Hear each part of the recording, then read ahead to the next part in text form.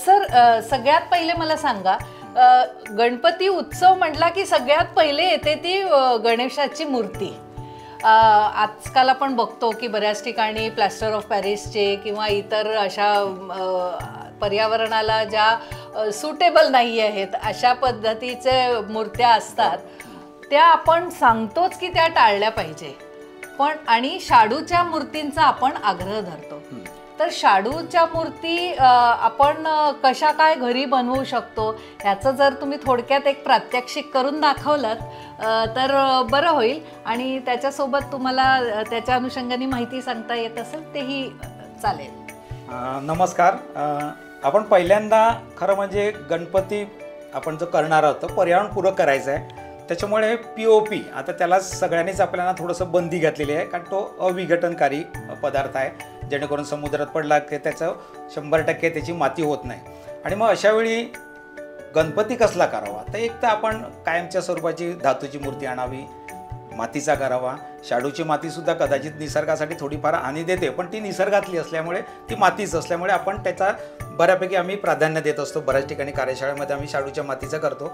आता पहिल्यांदा आपल्याला कुठलीही मूर्ती जेव्हा करायची असते तर पहिल्यांदा एक त्याचा बेस करायला लागतो, पाठ करायला लागणार गणपतीचा. तो चौकोनी करा, गोल करा, कसाही केला तरी आपण चालेल. आता आपल्याकडे वेळ कमी असल्यामुळे मी छोटासा एक पाठ करतो. आपण नेहमी घरी एक थोडंसं चपाती लाटताना वगैरे असं भाकरी करताना असा करतो आणि एक छानपैकी मग असं हाताने थापतात. म्हणजे ग्रामीण भागामध्ये जे असतात ना भाकऱ्या करतात, तर म्हणून आम्ही मुलांना पण सांगतो की शक्यतो आईला पण मदत करा की तुमची कला समृद्ध होत जाते. तर आता हा मी फक्त एक गोल करतो. जर तुम्हाला हा चौकोनी पाठ करायचा असेल तर फक्त चारी बाजूला मी ठोकणार आणि तो आयताकृती करणार, किंवा मग ते एखादी पट्टीने ते कापला तरी चालेल. पण शक्यतो आम्ही मुलांना तांत्रिक साहित्य कमी वापरावं सांगतो. प्रत्येक गोष्ट तुम्ही हाताने करा. सुरुवात ही जी असते ना हाताने केल्यानंतर त्याला एक आत्मविश्वास जास्ती वाढत असतो. आता हा फक्त गोल करायचा आहे, तर गोल करताना त्याला मी फक्त बोटाने असा थोडासा आकार देतो. याच्यासाठी 100% गोल करायचं असेल तर याच्यावर वाटी ठेवली आणि कट केलं तरी जर आपण पुऱ्या जेव्हा करतात, आईला घाई असली आई करते तसं. आता मी एवढा फक्त गोल केला. आता हा झाला माझा बेस. याला मग फुलाचा आकार देता येईल, काही करता येईल आपल्या याच्यामध्ये. त्याच्यानंतर गणपतीसाठी सगळ्यात मोठा जो भाग असतो तो त्याचं शरीर, पोट त्याचं जे असते. आता पोटासाठी मी परत तेच करणार. सुरुवातीला मी थोडासा एक याच्यामध्ये बसेल, याच्यामधलं मी तेवढी माती गोल घेणार आणि त्याचा फक्त गोळा करणार आहे. हा गोळा करायला आपल्याला काही वेळ लागत नाही, कारण आपल्याला तर माहीत असते. कधीतरी आपणही असे घरामध्ये काहीतरी आईला मदत करताना काहीतरी लाडू वगैरे करत असतो.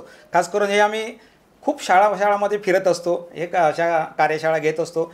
आणि गणपतीचा जो कालखंड असतो साधारण 1 महिन्यापासून मी वेगवेगळ्या शाळेमध्ये जात असतो आणि तिकडे मग कार्यशाळा घेत असतो मुलांना. आणि आमच्या भागामध्ये अगदी शेताची माती जी असते, चिकण माती त्याला सांगतात, ती सहज उपलब्ध होते. आणि त्याच्यामुळे मुलं ही सगळी छोटीशी माती घेऊन येतात. फक्त एक असते, ही माती जी आपण मळल्यानंतर ती काय पॅलॉथिनच्या बॅगमध्ये ठेवायला लागते, नाही तर ती कडक होणार आहे. तासाभरामध्ये ती कडक होत जाते, हळूहळू प्रक्रिया होत जाते. त्यामुळे ती जर पूर्ण प्लॅस्टिकच्या ह्याच्यामध्ये जर नीट बांधली तर साधारणतः ती 1 महिना 1.5 महिना पण ते राहू शकतं. आता मी फक्त एक आपला चेंडूच केला थोडक्यात म्हणजे, आणि तो इकडे मी फक्त लावला. आणि तो लावताना कदाचित काही जण असे त्या आगपेटीच्या काड्यावर याच्यामध्ये टाकतात, म्हणजे त्याच्यामध्ये तो फिट चांगला होतो. आता आपल्याला इकडे कायमस्वरूपी काय ठेवायचं नाही म्हणून, पण तो सुद्धा मी एकदम मजबूत असं करतो जेणेकरून त्याला दाब देतो. आता त्याच्यानंतर गणपतीसाठी आपल्याला 2 गोष्टी लागणार. त्याचे पाय करायचे आहेत. हा तर गोल कोणालाही आपल्याला करता येतो, कारण आपण त्याच्यासाठी गेले काही ना काहीतरी प्रयोग केला तर. आता मी फक्त त्याचे पाय करताना त्याचं पाय मला करायचं आहे. 2 साधारणतः मी गोळे घेतले आणि त्याच्यापासून फक्त हे केलं. असं आपण जसं लांबोडासारखा आकार करतो. फक्त लांबोडे आकार करताना एकच आहे, आपला पाय जो असतो तो वरनं जरा मोठा असतो आणि खाली जरा निमुळता होत गेला असतो. त्याच्यामुळे मी काय करणार, हे दाबताना इकडे बोटाजवळ मी थोडासा त्याला जास्ती दाबतो, म्हणजे तो आकार थोडासा निमुळता होत गेला, म्हणजे पायाचा सारखा आकार झाला. तर हा मी परत ते दाखवतो. इकडे जर दाबलं गेलं तर थोडंसं हे निमुळतं झालं आणि मग हा पाय होता. आणि पाय जो असतो तो आपला असा खाली तळवा जे हे असतो ते दाबलं का त्याचा तो पाय होत जातो. म्हणजे त्याच्यामुळे आपण फक्त मी इकडे आता लावणार आहे. अरे वा. आणि त्याचा दोन्ही साईडला तो मांडी घालून जो बाल गणेश आहे तो बसलेला आहे.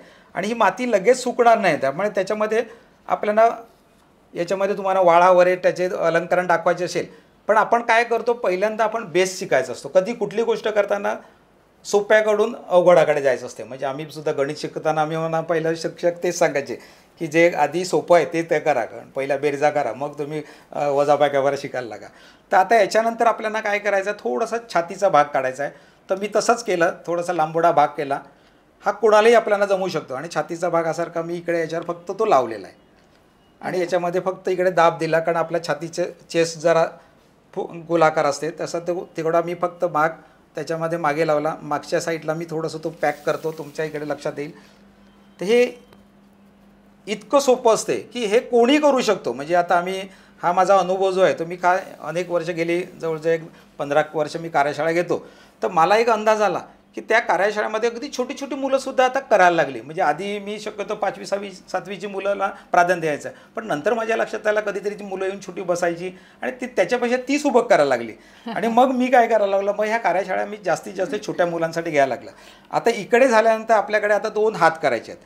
तर हातासाठी म्हणजे जेवढं पायासाठी जेवढी आपण गोळे घेतले त्याच्यापेक्षा थोडेसे कमी घ्यायला लागले, कारण आपल्याला अंदाज असतो शरीराच्या रचनेच्या प्रमाणे. तर आता मी फक्त त्याचे हात करतो. हात करताना जे पायासाठी केलं होतं तसंच करणार, थोडासा तो बारीक झाला पाहिजे पायापेक्षा, त्याच्यामुळे थोडंसं मी बारीक करतो. थोडंसं माती जास्ती झाली, कमी केली इकडे फक्त.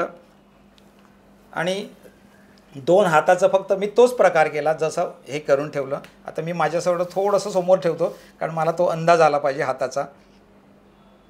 आता उजव्या हाताने तो आशीर्वाद देणार, म्हणजे मी आता माझा हात उजवा हात आहे, ते असा ठेवल्यानंतर हा उजवा हात आहे, तर मी त्याला फक्त दाब देणार आणि तो आशीर्वाद देतो गणपती सदान. दुसरा हात मी करताना त्याच्या हातामध्ये मला मोदक दाखवायचा आहे, तो याच्यावर मी फक्त लावला आणि इकडे दाब दिलं फक्त. इतकं सोपं असते ते. आता मला फक्त समोर नीट करण्यासाठी ते थोडंसं मी समोर ठेवतो.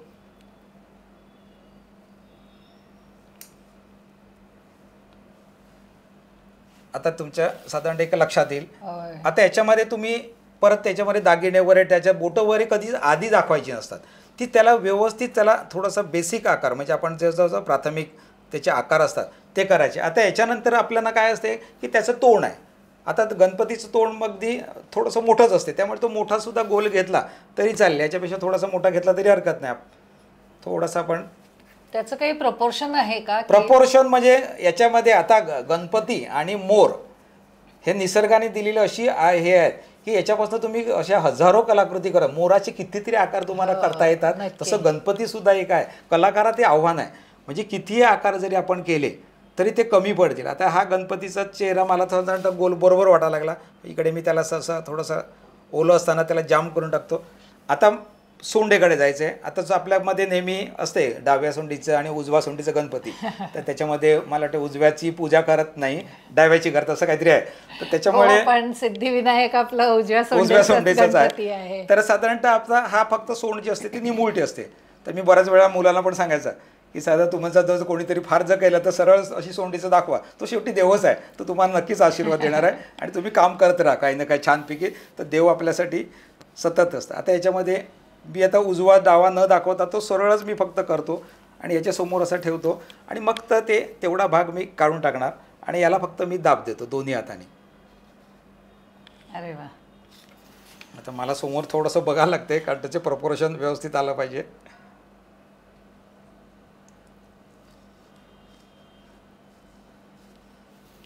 आता याच्यानंतर त्याचा सगळ्यात मोठा जो भाग असतो त्याचे सुपा एवढे कान आपण नेहमी सांगितलं जाते की साधारणतः मग ह्याच्यामध्ये जर माती बघायची त्याच्यामध्ये. आता हे करताना सुद्धा तसंच गोल करायचा, थोडंसं दाब द्यायचा 2 बोटाने. हे हाताची जी रचना असते ती आपल्या बोटाने दाब दिलं का त्याचा कानाचे आपल्याला सुपासारखा आकार द्यायचा आहे.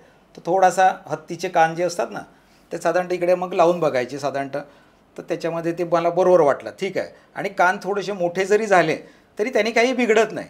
तो थोडासा मोठेच कान असतात, म्हणजे त्याचं पोट जरा मोठं झालं, सोंड मोठी झाली, काही बिघडत नाही.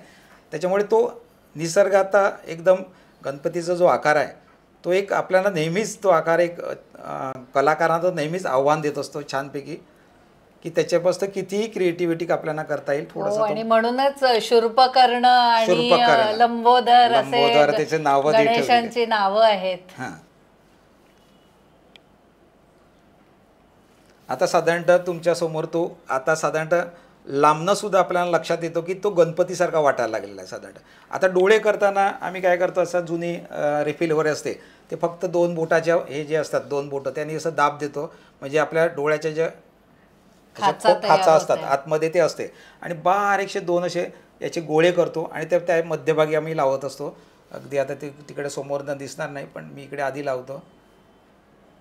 अगदी छोटे छोटे आकार असे त्याच्यामध्ये टाकून द्यायचे. आपल्या गणपतीला खरं म्हणजे 4 हात आहेत, पण आपण तिकडे 2 दाखवतो आणि मग एखादी टोकदार वस्तूने त्याला फक्त छिद्र पाडायचं. आता जुन्या रिफिलवर आम्ही असं टाकून द्यायला मुलांना सांगत नाही, ते वापरा त्याचा कधीतरी, ती रिफिल कट करून याच्यामध्ये पण टाकता येईल जेणेकरून. त्याच्यानंतर आता आपण जाणार आहे त्याच्यामध्ये मुकुट त्याचं असते. आता मुकुट करताना सुद्धा आपण असं कधीतरी गोळा थोडासा करायचा. म्हणजे आज आपण केलं तर फक्त 3च गोष्टी केल्या, एक तर लाडू केले किंवा ते लांबोडे असे तो प्रकार केलेला आहे. म्हणजे आमच्याकडे मुटके जे करतात त्याचे थोडेसे लांबोडे करतात. तर आता हे फक्त मी पोटाने दाबलं आणि फक्त त्याला थोडंसं असं गोल गोल फिरवत राहिलं. मग याच्यामध्ये मला परफेक्ट गोल मिळतो, तो याच्यावर मी ठेवून दिला. म्हणजे मुकुट जे असते ते वरती असं निमुळतो जाणार. म्हणजे जेवढं सोपं करता येईल. याला ते डिझाईन वगैरे काय असते ती प्रत्येकाने त्याची कल्पकता वापरायची. म्हणजे तुम्हाला असं त्याच्यावर काय छोटंसं काहीतरी डिझाईन करता येईल. आता हे परत याच्यावर मी थोडासा दुसरा गोल करतो, त्याच्यापेक्षा कमी माती घेतला आहे आणि तसंच गोल केला आणि असं बोटाने केला. म्हणजे मुकुट जे असते ते क्रमाक्रमाने असं छोटं असं, कधीतरी याला फेटा पण आपल्याला करता येईल, कधीतरी मोराचा पिसाचा आकार देता येईल. असं वेगवेगळे आपण असं आकार त्याच्यामध्ये देऊ शकतो जेणेकरून. आणि नंतर जरा असं उंच असं मग त्याला थोडंसं मोदकासारखं आपण जर केलं आणि त्याच्यानंतर मग हा झाला तो आता बेसिक आकार झाला. म्हणजे म्हणजे आता सगळ्यांच्याच लक्षात येईल की तो साधारणतः गणपतीसारखा वाटायला लागला. म्हणजे आता याला कोणीच सांगू शकणार नाही हे काय आहे, तो पटकन कोणाची तोंडातून गेलं, अरे बाप्पा या. म्हणजे इथपर्यंत जरी तुम्ही केलं आणि मग याला तुम्हाला धोतर दाखवायचं आहे, काय दाखवायचे, त्याच्यामध्ये दागिने दाखवायचे, तर फक्त छोट्या माळा करायच्या आणि असे बारीक बारीक अशा बोटांनी करायच्या माळा त्याच्यामध्ये टाका. कान थोडासा लहान मोठा झाला आहे त्याला आपल्याला करता येईल. हे जरा वाकडं झालं आहे, हे ओलं असताना ना तुम्हाला जे काही फिरव करायची येईल ते तुम्ही करू शकतात. म्हणजे कुठेतरी त्याला आता कान निघून नाही जाऊ नये म्हणून त्याला इकडे थोडंसं मागून साईडला त्याला लॉक करून टाकणं. म्हणजे एक माती एकजीव एकमेकांमध्ये, तोंडाची माती आणि याची माती हे एकजीव करायची. नाही तर काय असते थोडंसं सुकल्यानंतर तडा जातात. आता आम्ही जेव्हा आश्रमशाळेमध्ये जेव्हा असे कार्यशाळा घेतात तर मुलांना त्याच्याबरोबर यादी देतात शिक्षकांना. त्याच्यामध्ये आम्ही काय करतो, ही ओली असतानाच, कारण त्यांच्याकडे नैसर्गिक रंग खूप असतात, तर आम्ही सांगतो त्याच्याकडची एक वीट घेतात साधी. आपण आता मुंबईमध्ये वीट मिळणं जरा जवळ कठीणच आहे, कारण सगळं ते फ्लेवर बॉक्स आणि हे ते सगळं सिमेंटचेच येतात. पण ही जी वीट असते तुकडा लहानसा, तो याच्यावर असा घासला तर तो टेराकोटा रंग या गणपतीला येऊन जातो. आणि मग गणपती तुमचा तर तसाच ओला असताना जर त्याच्यावर असा फक्त विटेने जर घासला, आता मी इकडे आणायला पाहिजे होती खरं म्हणजे, पण ते ओल्या सगळ्या वीट मला दिसल्या ते जेणेकरून त्याची पावडर पडणार नाही, पूर्ण सुकई वीट पाहिजे होती.